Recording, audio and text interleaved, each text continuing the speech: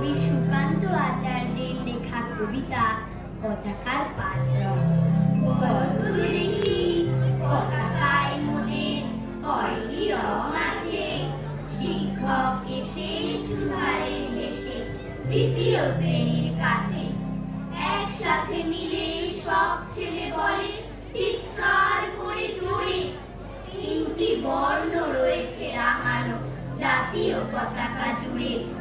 শ্রেণীর পিছনে বেঞ্চের কোণে শিশু ছিল এক বসে, পতাকার মাঝে পাঁচ রং আছে বলল সে মৃদু ভাষে। কথা তার শুনে বাকি শিশুগণে এসে খায় লুটোপুটি। শিক্ষক রেগে বলে থেকে বোঝাও কি করে কাজটি।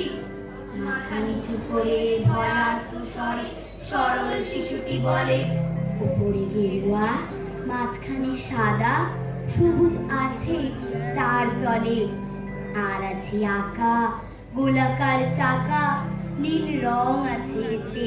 শিক্ষক বলে এটিকে ধরলে তবুও হচ্ছে চারটে। অবোধ শিশুটি বলল তখন, রং আছে আর এক, লাল লাল ছোপ দাগ দেখা যায় ওই পতাকার মাঝে। বাবাকে যখন আনলে ওরা কফিনের ঢাকা খুলে, জড়ানো রয়েছে দেহখানা তার পতাকা আর ফুলে। রক্তের দাগে ছিল লাল ছোপ ওই পতাকার মাঝে। এই নিয়ে মোট হলো পাঁচটি, এবার তো ঠিক আছে।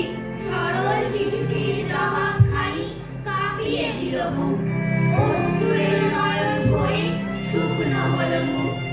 আজ যারা দেশের জন্য করছে বলিদান, স্বাধীনতার শহীদ সম তাদের অমর প্রাণ। হয়েছে স্বাধীন, পেরিয়ে গেছে ৭০টি বছর, দেশ বাঁচাতে যাচ্ছে যে প্রাণ, রাখছি কি তার খবর?